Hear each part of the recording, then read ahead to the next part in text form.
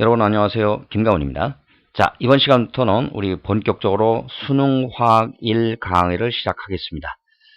수능화학 1에서 제일 첫 단원에 나오는 것을 보면은 인류 문명과 과학, 그중에서 특히 화학이 어떻게 관련을 지어서 지금까지 이어왔는지 그런 내용들을 이제 소개를 하고 있죠. 자, 인류 문명과 화학 그랬을 때 제일 먼저 불의 사용. 이 불을 사용했다. 이것은 아주 크나큰 인류 문명의 진보를 뜻합니다. 왜냐하면 불을 사용함으로써 우리는 음식을 익혀 먹고 구워 먹을 수 있다. 또 맛이 좋아진다. 소화 뭐 이런 것들이 잘 된다. 뭐 이런 것도 있지만 근본적으로는 연소라는 그런 화학 반응을 이용하게 된 거죠. 자, 연소라고 하는 것은 결국 산화하는 반응 아닙니까? 산화, 환원 반응이기 때문에 예를 들어서 나무에 들어있는 성분인 탄소가 대기 중에 약 21% 정도 들어있는 산소하고 반응을 해서 CO2, 이산화탄소를 만들겠죠. 이러한 과정, 여기에서 나오는 열, 뭐 이런 것들을 이제 이용하게 되는 거죠.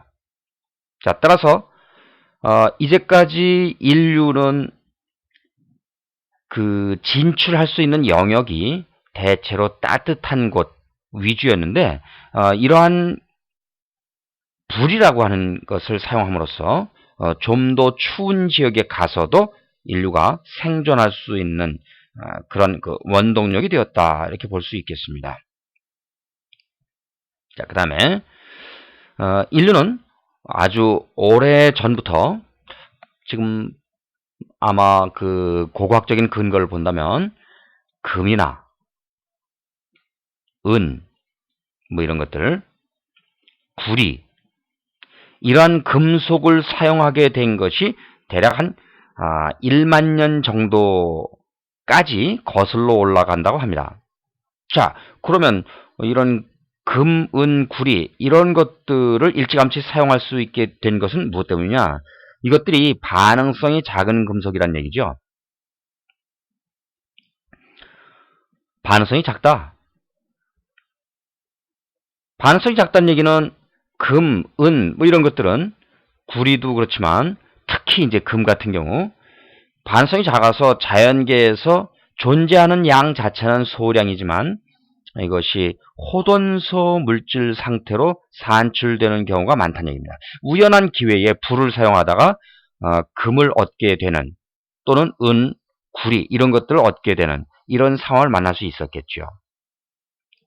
그래서 불의 사용은 곧바로 이러한 금속을 이용하게 되는, 그러니까 자연에 존재하는 그 어떠한 종류의 그 동물도 금속을 인류처럼 이용할 수 있는 그런 동물은 없죠. 따라서 대단히 자연계에서 그 생존에 대해서는 대단히 그 우월적인 지위를 차지하게 되는 그런 계기가 됐다 이렇게 볼 수 있겠습니다. 자, 특히 이 구리는 구리 자체로는 좀 연약하죠. 구리가. 그런데 구리에 예를 들어서 주석 이런 것을 섞었다.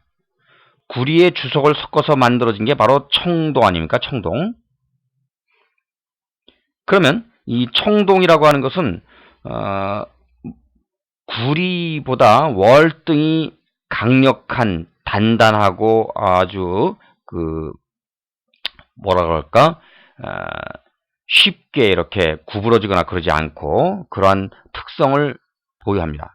자, 따라서 이 청동이란 것들로 무기를 만들면 그로부터 사냥이라든가 이런 데에 뭐 칼, 뭐 활, 뭐 화살, 뭐 이런 것들, 화살촉, 뭐 이런 것들을 이용을 해서 아니면 창, 뭐 이런 식으로 수렵을 하는 데에 아주 결정적인 그런 그 유리한 환경을 조성하게 되는 거죠.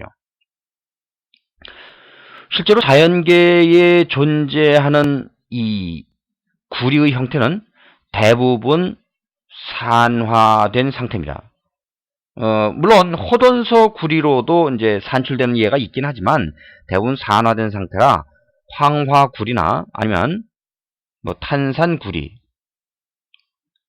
뭐 요런 형태로 이제 되죠. 이것들을 숯은 우리 목탄 이런 표현으로도 사용하죠. 숯, 목탄. 이걸 이용해서 이제 환원을 시켜서 우리 순수한 구리를 얻을 수 있고 이렇게 환원 반응을 이용한다 그 얘기죠. 그러면 순수한 구리, 말은 순수하다 이렇게 표현을 하지만 엄밀하게 얘기하면 이제 조동 수준이죠. 순도가 한 98% 정도. 이런 구리를 얻으면 그 구리를 이제 주석하고 섞어서 청동을 만들고 청동으로부터 아주 다양한 농기구, 그 다음에 무기, 뭐 이런 것들을 이제 만들어내는 이런 과정이 이제 그 청동기 시대 아니겠습니까? 자, 이렇게 해서 청동기 시대에 들어서는 인류는 또 한 번 비약적인 그 발전을 하게 되겠죠. 그리고 나서 점차 기술이 발전하면서 우리 철광석으로부터 철을 재련하는 자연계의 철광석은 뭐 적철광, 황철광 뭐 여러 가지 그 형태로 존재하지만 사실은 Fe2O3 여기 이제 적철광이죠. 이 적철광의 형태로 많이 존재한다고 합니다. 적철광을 역시 숯, 목탄이죠. 이것을 이용해서 환원시키면 철을 만들 수 있고 이 철을 다양하게 뭐 어떤 그 단조라든가 아니면 담금질 이런 그 기법들을 이용을 해서 이 철로부터 단단한 강철까지 이제 만들어낼 수 있는 그런 과정을 볼 수 있겠습니다. 철의 재련과 관련한 화학적인 내용 이런 것들은 이제 뒤에 가다 보면은 여러분들이 산원은 이 단원에서 철의 재련에 대한 내용을 이제 또 다룰 기회가 있게 됩니다. 그래서 이런 적철광이라든가 뭐 이런 그 광석을 통해서 철을 만드는 과정을 별도로 보게 되니까 그건 이제 그때로 미루기로 하고요. 우리는 인류가 비료를 생산하게 되고 그로부터 식량을 증산하게 되었다. 그래서 획기적으로 인류의 그 뭐라 할까요? 인류의 그 숫자, 인구가 폭발적으로 증가하게 되는 그 내용을 이제 잠깐 생각을 해보게 됩니다. 이 사실 비료라고 하는 게 없으면 식량 증산은 상당히 어렵죠. 이 비료가 없으면 자연적으로 뭐 퇴비 이런 수준으로 해야 되는데 퇴비로 증산할 수 있는 식량에는 기술적으로 이제 한계가 있다 하는 겁니다. 그렇다면은 비료라고 하는 게 기본적으로 이제 식물이 생장을 하기 위해서 필요한 것이 식물, 동물 다 마찬가지지만 단백질 아닙니까? 근데 이제 우리는 일단 자가 영양 단계에서 생각을 해야 할 텐데 식물이죠. 자가 영양 단계라는 것은 이 단백질을 만들기 위해서는 꼭 필요한 원소 중에 하나가 바로 질소죠.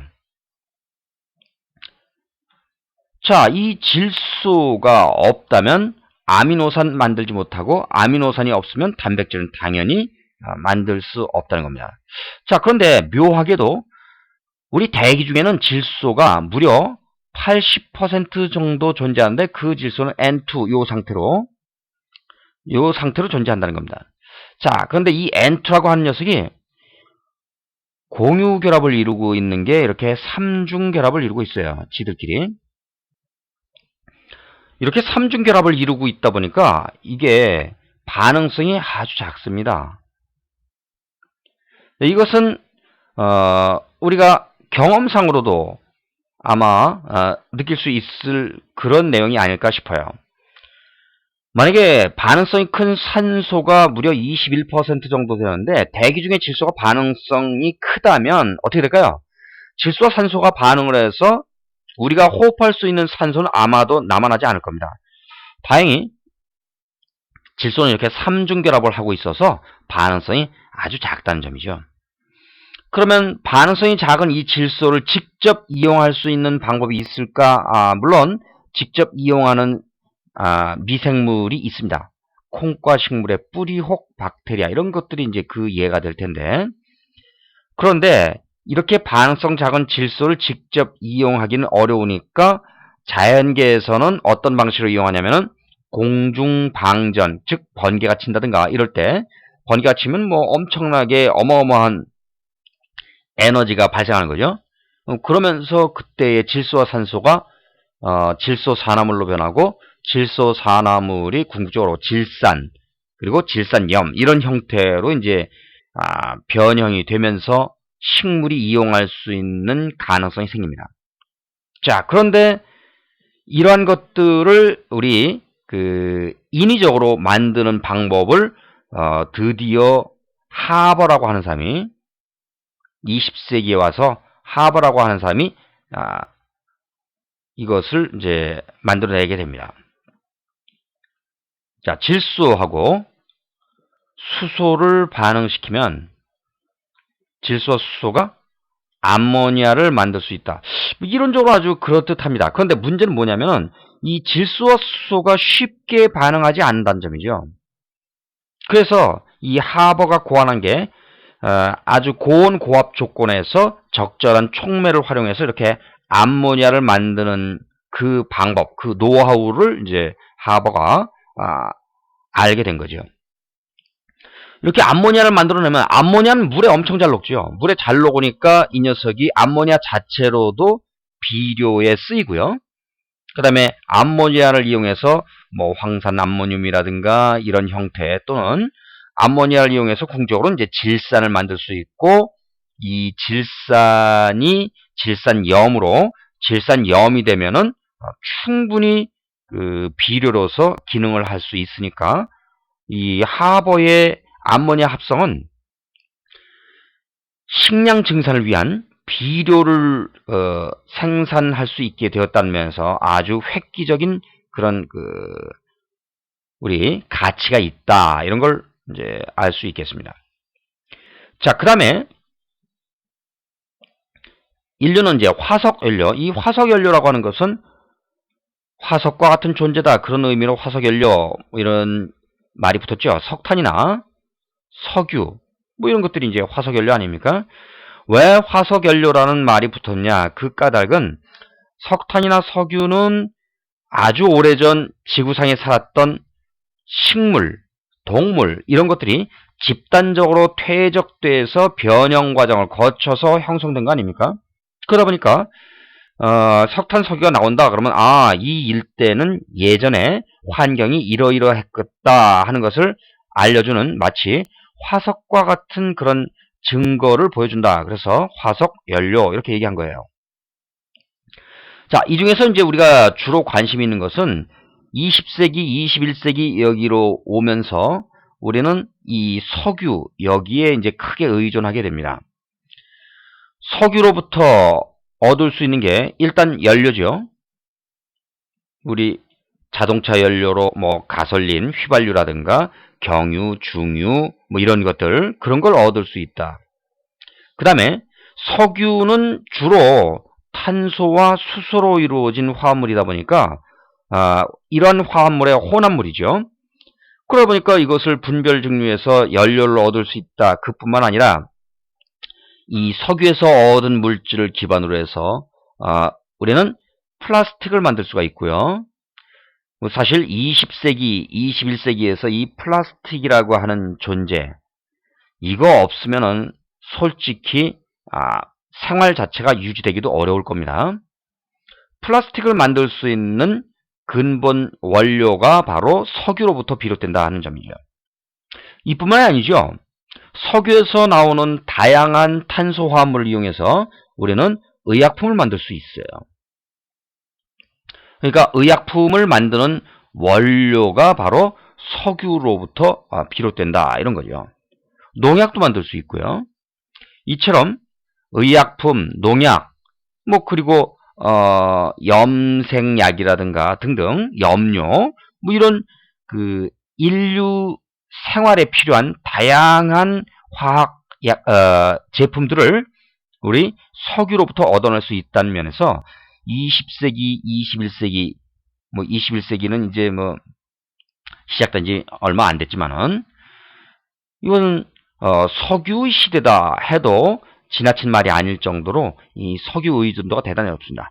문제는 있죠. 이러한 화석연료가 일으키는 문제가 바로 공해에 대한 문제입니다. 그죠? 환경오염, 공해. 그뿐만 아니라 이것이 고갈될 수밖에 없는 자원이란 얘기죠. 그렇다면 이 고갈될 수밖에 없는 이 자원에 대한 대책을 세워야 하는데 그러한 대책은 뭐 예를 들어서 이제 바이오매스라든가 이런 것들을 활용한 다양한 방법들을 지금 우리가 일부는 실천하고 있고 계속 연구를 하고 있는 이런 상황이 바로 오늘날 우리가 살고 있는 21세기입니다. 자, 그래서 화학이 우리 인류의 역사를 통해서 어떻게 기여를 해왔고 앞으로는 우리가 어떻게 준비를 해야 되는지 하는 이런 해답을 일부나마, 물론 과학기술이 모든 것을 다 제공할 수 있다고 생각하는 것은 적절한 그런 태도는 아니지만 화학이 그래도 일부를 담당할 수 있다는 면에서 아주 중요한 학문 중에 하나다 이렇게 볼 수 있겠습니다. 자, 이번 시간에는 우리 인류의 문명과 화학이 어떠한 관련성을 가지고 이제까지 진행되어 왔는지 그런 내용들을 간략하게 소개를 했습니다.